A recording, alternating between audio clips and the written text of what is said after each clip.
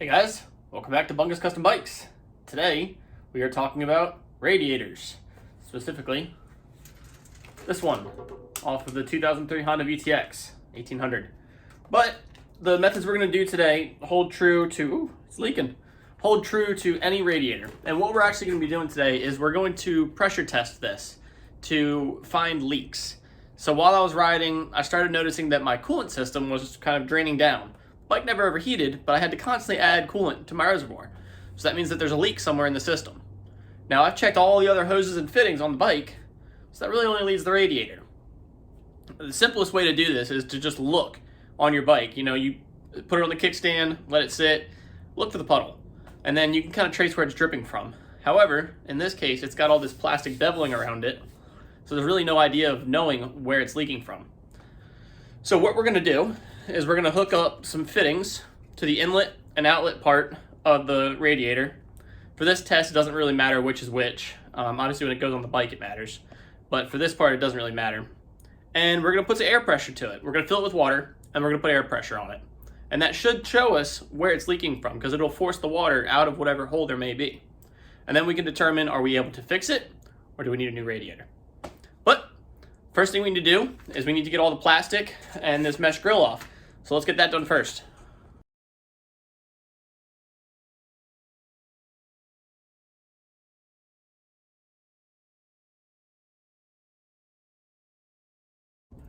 All right, now that we've got all the bezels off, we've got much easier access to the radiator. Now, one thing important to note is before you do this, you need to plug all the holes. So these holes don't go all the way through, those are just mounting holes. However, this is where the thermostat, thermistor? Go with thermistor. The switch for the cooling fan lives. So that actually goes right into the radiator. So all we're going to do is we're going to put that switch back on and plug that hole. All right, got the thermistor. I'm going to call it a thermistor. We got the thermistor back in, and y'all can correct me in the comments if I'm wrong and it's not actually called a thermistor, but that's what I'm going to call it. So that should leave us, the only holes open is the inlet and the outlet. So you're probably thinking, well, how Bonda, are we going to get pressure on this? Well, that's simple. We're going to get some pressure fittings on it. And I'll show you how we make those with simple hardware from your local hardware store. Okay, we had some technical difficulties, but typically the way you would do it is you go to your local hardware store and you get one of these. It is called a Fernco cap. The Fernco is the brand, and it's basically just a PVC cap. And you put it right on the fitting of your radiator. However, because I am not smart, bought the complete wrong size. So we're going to do it a little differently.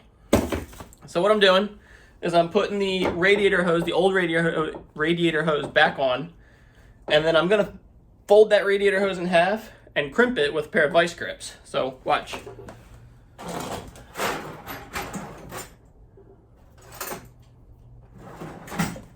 I like the needle nose vice grips because they pinch the hose a little bit better.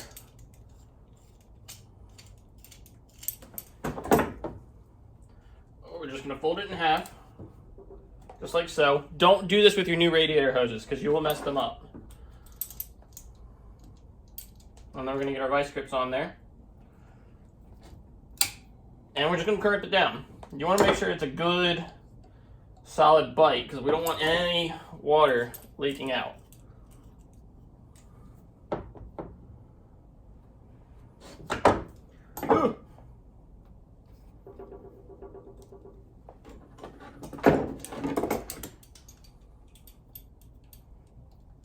Too tight.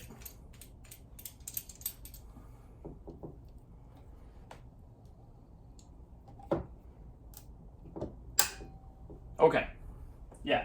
So again, I can't stress that enough. Don't do this with your new radiator hoses, because if you hear that little bit crackling, I'm breaking the threads that are inside the hoses.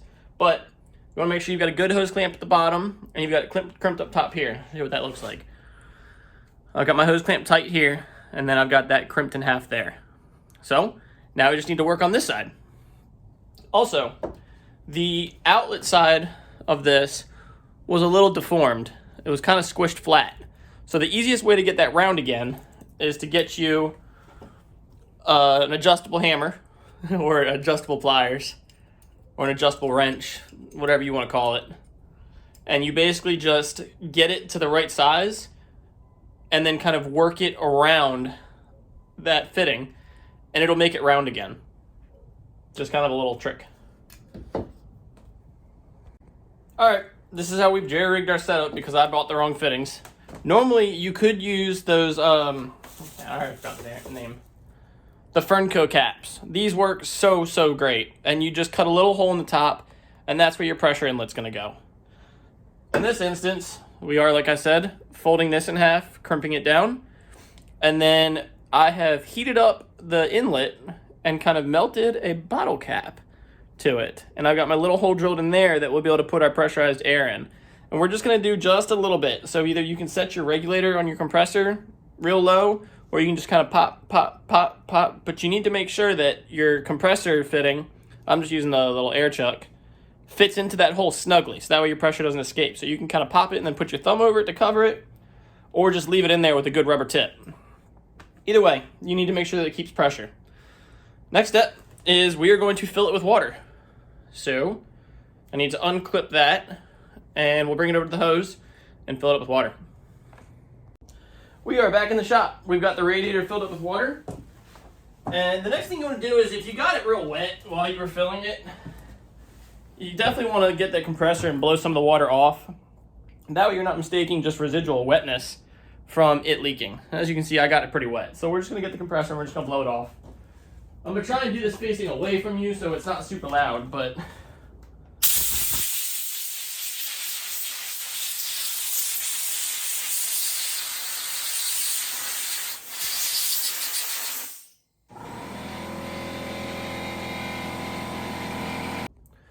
the next thing we're going to want to do is I like to just spray the whole thing with some soapy water. So that way if we don't get water coming out of the radiator, we'll at least see the bubbles. So let's get our soapy water. Also, I'm probably going to have to do this in a couple takes just because I don't want to have you listen to my compressor. I've got just a little tiny pancake compressor and it has to fill up a lot. So we're going to get our soapy water and we're just going to spray it.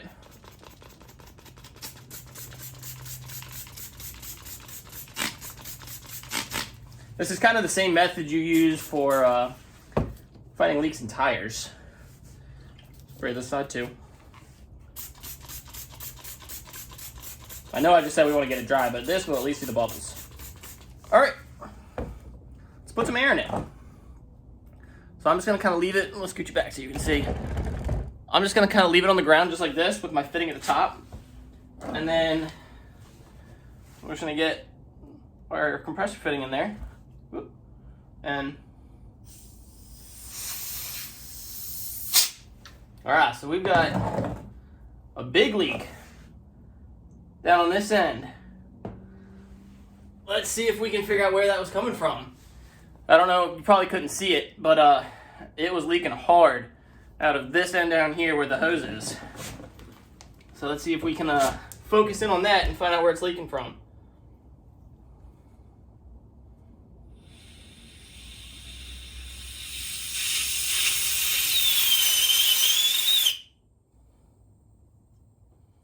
I'm not seeing it again. It looks like it's coming from around where the fitting is. So let's tighten that and we'll do it again. We tighten the fitting down, so let's try it again. And remember, if at any point, if you're doing this and you lose a lot of your water, you can always refill it. You just unclamp your hose, or if you actually got the fittings right, the Fernco caps, then just pop one of those caps off, pour some more water in it, and get back to it. But I tightened that hose clamp down, so let's see. If that's where it's leaking from, then I think this radiator might be good because we have new radiator hoses that's going to go on this. So let's test it again and see.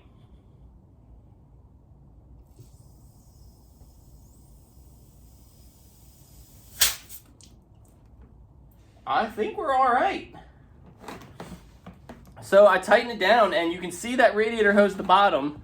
It's kind of like inflating a little bit, but it's not leaking air or water. So we might be good with this radiator. Let's give it a little more. Yeah. I dare say that we are good, friends. So last thing I want to check, I sprayed some soapy water up around the neck here because it's a little bent in. It looks like, when the bike, I laid it down a while ago, and I just want to make sure that there's no cracks there. So I sprayed some of that soapy water up there on the neck. We'll put air on it again and see if we get any bubbles.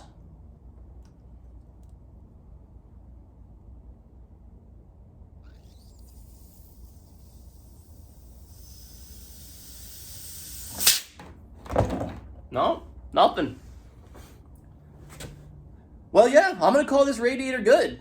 So, to recap, I know the video was kind of all over the place because I was unprepared. But the best way to check a radiator for leaks, if you have it off, and this works for cars, motorcycles, anything that has a radiator, best way to check for leaks is to put some pressure on it. Don't put too much because obviously the radiator itself is not designed to contain that much pressure. A coolant system does run under pressure, but it's a controlled amount of pressure. Those Fernco caps work really great if you can get the right size. I haven't seen them go past 1 inch, and that's measured on the inner diameter of the pipe that it's meant to go on. So it's best if you just kind of bring them with you, and then you can get your fittings. But if not, you can always jerry rig something like this. I don't know who Jerry is, but he's got a lot of things rigged after him. But this setup worked. So all we did was, we clamped off that hose, put a bottle cap up here with a hole drilled into it, electrical taped the crap out of it, filled it with water, put some pressure on it, and then we're just looking for where it's spraying out. Obviously, we found that the radiator hoses are no good. And that's okay, because we got new radiator hoses. So what we're going to do now is we are going to drain the water out of it, and then put it back on the bike with new radiator hoses. We'll put the fan back on it, and then we'll send it. And by send it, I mean we're going to get this turbo tuned, and that'll be the next video. So, I hope you guys liked this video. I hope it was helpful. Again, I know it was kind of all over the place, but I do hope it was helpful. Let me know if you have any questions. Keep riding, friends.